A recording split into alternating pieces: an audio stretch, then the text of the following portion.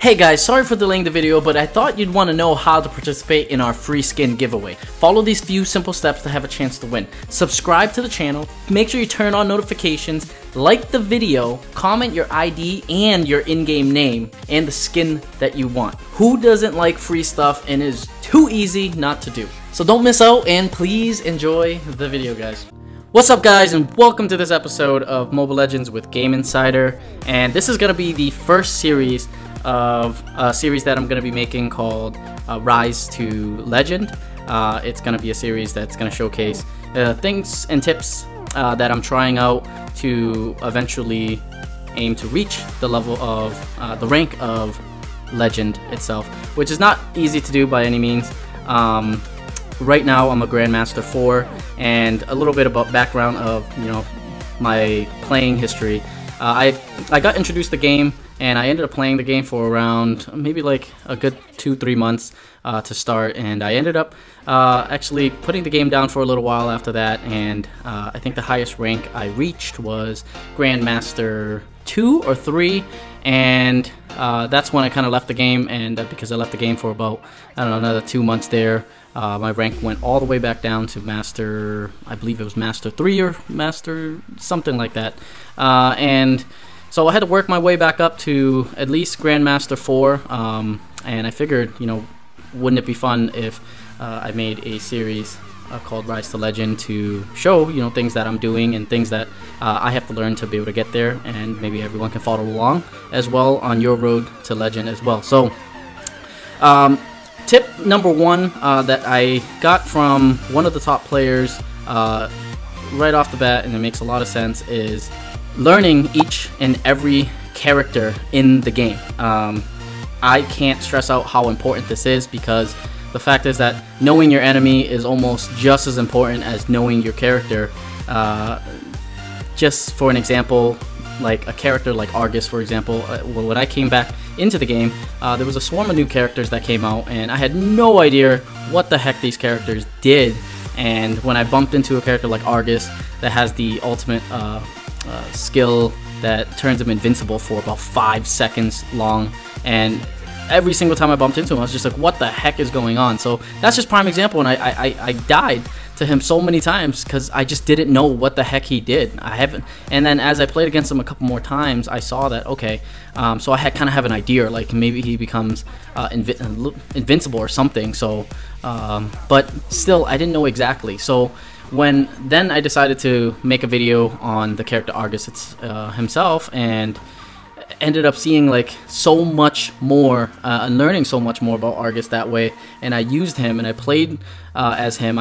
Then I really began to see his strengths and weaknesses, so that the next time when I did bump into him, I instantly knew, like, okay, so when he jumps in and he starts going overly aggressive, and you kind of understand and know that there's no way he can win this fight unless he has his ultimate. So you just back off at that point and know to back off and not engage at that time. Or right when he hits his ultimate, you just kind of step back and wait for him to be done, and then give chase and then take him out. So that's what we're focusing on currently right now, to be able to continue to level up to the next ranks. I'm really trying to learn as many characters as I can. Now, I don't think I'm gonna put all my time into learning every single character in the game, because Mobile Legends just keeps releasing more and more characters, so it's going to be an endless list, and it's just going to keep going on and on and on. So what I'm personally going to do is I'm going to look at the top heroes that I see most in ranked games, the ones that can do the most damage and can really wreck a game. And there's a couple characters on mind as of right now that are extremely annoying to play against. One being Harley himself. No, God! No, God, please, no! No! No! Which I came to find out that I really love playing with him. Ha! Gay!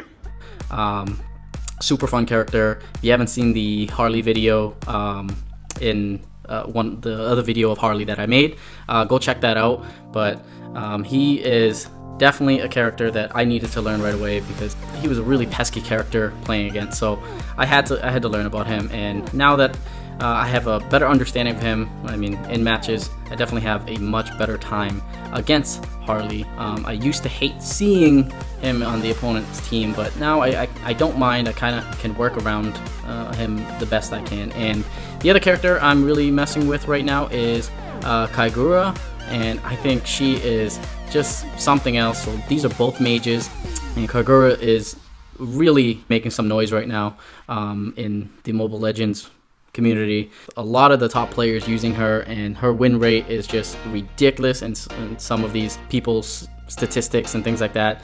She has it all. She has range, she has power, she has crowd control, she has everything. But the only drawback is that she's pretty difficult to use.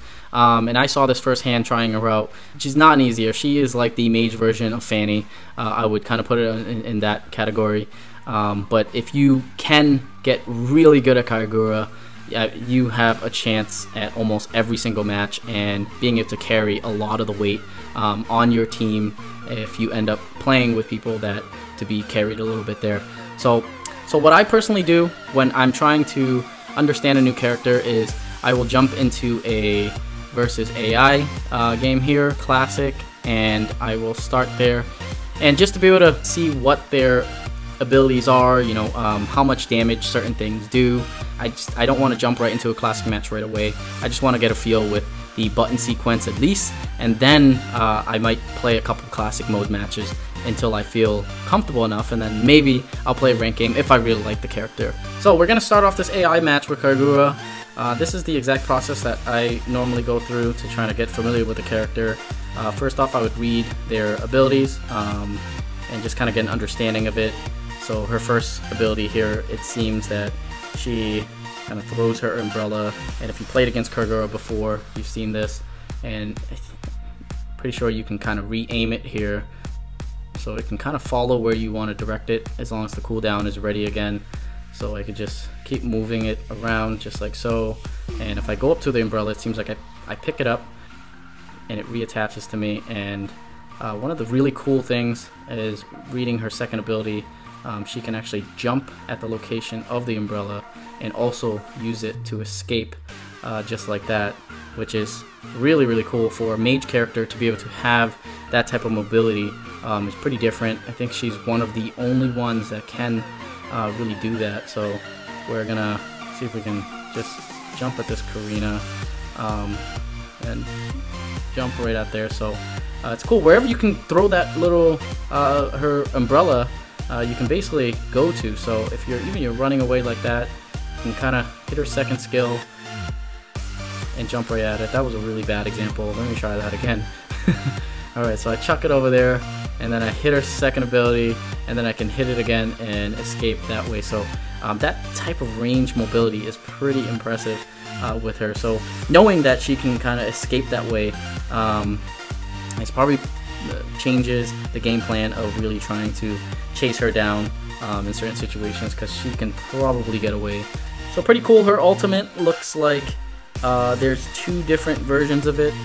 One is with the umbrella and one is without. So with the umbrella, it deals 300 magic damage, knocking back and slowing nearby enemies, and we'll see how that exactly works. Let's see if we can test it out on this guy here. And then without umbrella, the umbrella deals 360 magic damage to surrounding enemies and generates a link to them, reducing their movement speed. Meantime, using the skill also will reset cooldown for semi-umbrella open if the enemy cannot break loose from the link.